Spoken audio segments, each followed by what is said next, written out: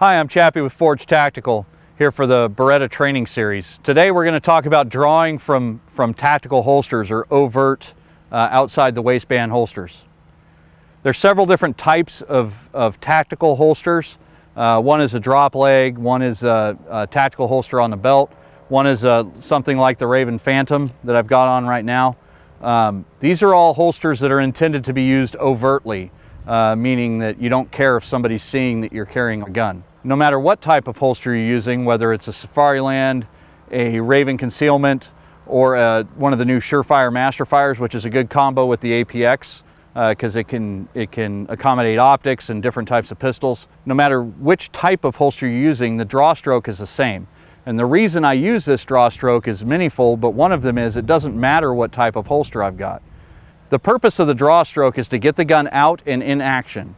If we're carrying in a tactical holster, it's a good possibility that the pistol is our secondary weapon, meaning that we need to be able to get it up and in action very quickly because our primary weapon for some reason can't be used. Either the primary weapon is down or the situation, the circumstance, the pistol would apply to better. For instance, a closet in a hallway. No matter the type of holster, whether it's a Raven Concealment like I'm wearing now, a Surefire Masterfire, or a Safariland, or the Beretta tactical holsters available at beretta.com, the holster draw is the same. Much like a concealed carry draw, we want to do several things at the same time.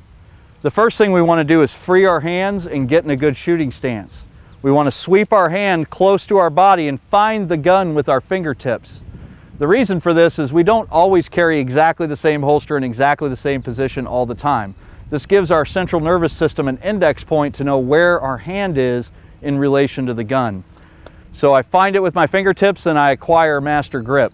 I'm going to defeat whatever security devices and combination locks and bungee cords and whatever else I have on the pistol. I'm going to do that before I begin to draw.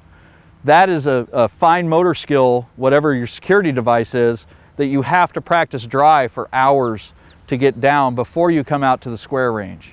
So I'm finding the pistol, getting my shooting grip, defeating whatever security devices I have.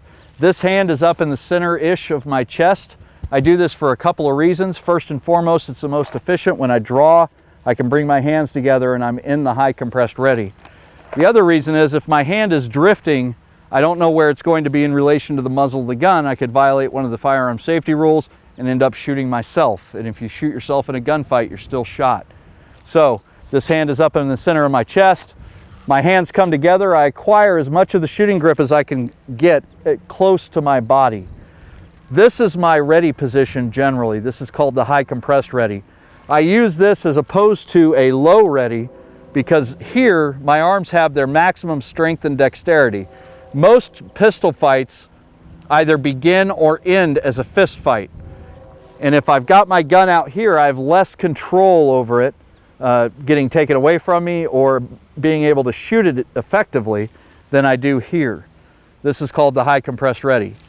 So I'm going to get my stance, find my pistol, acquire my shooting grip, defeat my security devices, draw to the high compressed ready, then I'm going to bring the gun up so I can see the sights and then out.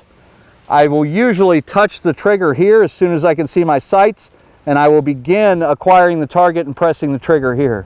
When I'm done shooting, I'm going to make sure that there's nothing else to engage. I'm going to move wherever I need to move, find cover, reload my pistol, do all of those things.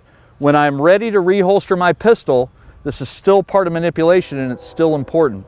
Just like carrying a concealed carry holster, if the situation is not calm enough for me to look at my holster before I begin to reholster, it's not calm enough for me to put my gun away.